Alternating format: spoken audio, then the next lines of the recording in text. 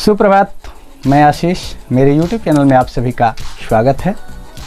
तो आज मैं हिंदी व्याकरण लेकर के आया हूँ। आज का टॉपिक है विशेषण और विशेषण के प्रकार। तो विशेषण और विशेषण के प्रकार के बारे में जानने के लिए इस वीडियो को अंत तक ज़रूर देखें और हाँ, वीडियो को लाइक करें, सभी बच्चों के बीच शेयर करें और कुछ सुझाव के रूप में कमेंट जरूर दें।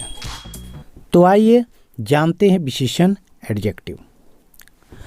यहाँ पर सबसे पहले हम देखते हैं एग्जाम्पल जो रहा ये, काला घोड़ा, मीठा आम, मोटा आदमी। ठीक है, तो यहाँ पर हम क्या देखते हैं कि घोड़ा कैसी है, काला, आम मीठा है, आदमी मोटा है।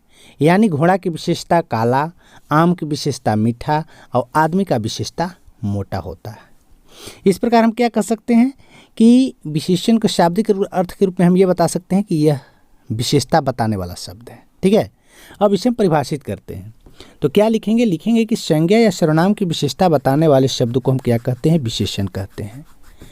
और विशेषण क्या है, एक विकारी शब्द है। यहाँ पर कुछ एग्जाम्पल देखते हैं, जैसे कमीज बहुत सुंदर है, मकान बहुत ऊंचा है। एक चीज़ बता दें, किसी भी वाक्य में दो चीज़ होता है, एक विशेषक होता है और दूसरा विशेष्य होता है। यानी विशेषक किसको कहते हैं, विशेषण को ही कहते हैं। यहाँ पर एग्जाम्पल में हम देख रहे हैं कमीज बहुत सुंदर है। यहाँ पे कमीज विशेष्य है और सुंदर क्या है, विशेषक है, यानी विशेषण है। उसी तरह से मकान बहुत ऊंचा है, मकान क्या है, विशेष्य है और ऊंचा क्या है, विशेषक है।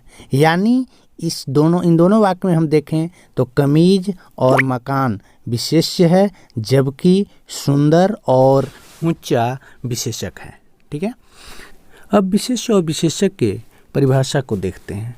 तो विशेष से कहते हैं तो जिन संज्ञा या सर्वनाम शब्दों की विशेषता बताई जाए उसे हम क्या कहते हैं, विशेष्य कहते हैं। जैसा कि पिछले उदाहरण में हम क्या देखे थे विशेष के रूप में, तो वो था कमीज और वो था मकान। यानी हम कह सकते हैं कि विशेषण से जिस शब्द की विशेषता प्रकट की जाए वह शब्द विशेष कहलाता है। विशेषक क्या है, तो विशेषक विशेषण ही होता है, यानी विशेषण को ही हम विशेषक कहते हैं। अगला है प्रविशेषण। प्रविशेषण किसे कहते हैं, तो जो शब्द विशेषण की विशेषता बताए वैसे शब्द को हम क्या कहेंगे, प्रविशेषण कहते हैं। यानी विशेषण की ही विशेषता बताने वाले को हम क्या कहेंगे, प्रविशेषण कहेंगे।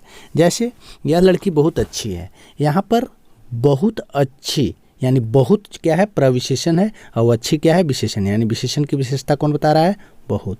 नेक्स्ट है क्रिया विशेषण। क्रिया विशेषण किसे कहते हैं, तो क्रिया की विशेषता बताने वाले शब्द को हम क्या कहेंगे, क्रिया विशेषण कहते हैं। जैसे गरिमा धीरे धीरे चलती है, यहाँ पर धीरे धीरे क्रिया विशेषण है, क्योंकि चलने की विशेषता बता रहा है। ठीक है, अब देखते हैं विशेषण के प्रकार।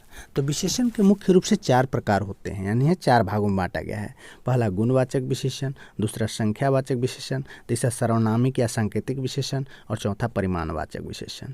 यहाँ पर हम आगे पढ़ेंगे संख्यावाचक विशेषण के 2 भेद, निश्चित संख्यावाचक विशेषण और अनिश्चित संख्यावाचक विशेषण। सर्वनामिक विशेषण के भी 2 भेद, मौलिक सार्वनामिक और यौगिक सार्वनामिक। और परिमाणवाचक विशेषण के भी 2 भेद, निश्चित परिमाणवाचक और अनिश्चित परिमाणवाचक। चलिए तो शुरू करते हैं। सबसे पहले गुणवाचक विशेषण। तो गुणवाचक विशेषण किसे कहते हैं, तो जिन विशेषण शब्दों से संज्ञा और सर्वनाम शब्दों के गुण, दोष, रंग, रूप, आकार, संबंध, स्थान आदि का पता चलता है उससे हम क्या कहते हैं, गुणवाचक विशेषण कहते हैं। जैसे कमजोर मजदूर गिर गया, हमने पंजाबी गीत गाए। यहाँ पर कमजोर और पंजाबी क्या है, गुणवाचक विशेषण है। क्यों, क्योंकि मजदूर की विशेषता बता रहा है कमजोर और गीत की विशेषता बता रहा है पंजाबी। ठीक है, अब यहाँ पर कॉलम में दिया हुआ है गुणवाचक विशेषण के क्राइटेरिया, जैसे कि काल, स्थान, आकार, दशा, गुण और विशेष। इसे भली भांति आप लोग पढ़ लीजिए। ठीक है, और ज़रूरत पड़े तो वीडियो को पॉज भी कर लीजिए। ठीक है ना। अब देखते हैं हम आगे, नेक्स्ट जो है वो है संख्यावाचक विशेषण। ठीक है, तो संख्यावाचक विशेषण किसे कहते हैं, तो जिन विशेषण शब्दों से संज्ञा और सर्वनाम के निश्चित और अनिश्चित संख्या के बोध होता है उसे हम क्या कहते हैं, संख्यावाचक विशेषण कहते हैं। ठीक है, यानी निश्चित और अनिश्चित संख्या की विशेषता का पता चले जिस शब्द से, उसको हम क्या कहेंगे, संख्यावाचक कहते हैं। जैसे इस बाजार में 10 दुकानें हैं, कई पक्षी उधर उड़ गए, बाढ़ में सैकड़ों लोग मर गए। तो यहाँ पर हम देखते हैं कि 10 कई और सैकड़ों, ये सभी संख्यावाचक विशेषण है, क्योंकि ये संख्या को बताता है, चाहे वह निश्चित हो या अनिश्चित। अब हम संख्यावाचक विशेषण के दो भेद देखेंगे। ये दो प्रकार के होते हैं, पहला निश्चित संख्यावाचक विशेषण और दूसरा अनिश्चित संख्यावाचक विशेषण। तो निश्चित संख्यावाचक विशेषण में क्या होता है कि निश्चित संख्या बताने वाला शब्द, जैसे एक, पहला, तिगुना, दोनों इत्यादि, ये सबसे निश्चित संख्या का पता चलता है।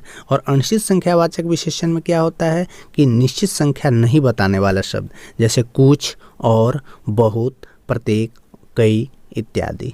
ठीक है, तो अब हम देखते हैं सार्वनामिक विशेषण या सांकेतिक विशेषण। तो सार्वनामिक या सांकेतिक विशेषण किसे कहते हैं? तो ऐसा सर्वनाम शब्द जो संज्ञा शब्दों की विशेषता बताते हों और उसे सर्वनामिक या सांकेतिक विशेषण कहते हैं। यानी वह संज्ञा शब्द की विशेषता बताएगा।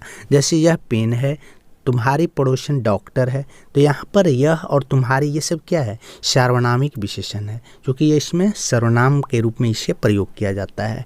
ठीक है, सार्वनामिक विशेषण दो प्रकार के होते हैं, पहला मौलिक सार्वनामिक विशेषण और दूसरा यौगिक सार्वनामिक विशेषण। मौलिक सार्वनामिक विशेषण में क्या होता है कि इसमें बिना किसी परिवर्तन के संज्ञा के पहले इसे प्रयोग किया जाता है, जैसे यह, कोई, वह इत्यादि। जबकि यौगिक सर्वनामिक विशेषण में क्या होता है कि इसमें सर्वनाम के साथ प्रत्यय लगा करके संज्ञा के पहले इसके प्रयोग किया जाता है। जैसे सर्वनाम में सा लगा दीजिए, तो ये में क्या लगा दिए? सा, तो क्या हुआ? ऐसा। ठीक है, इसी तरह से और सारे उदाहरण हैं। अब हम देखते हैं परिमाणवाचक विशेषण।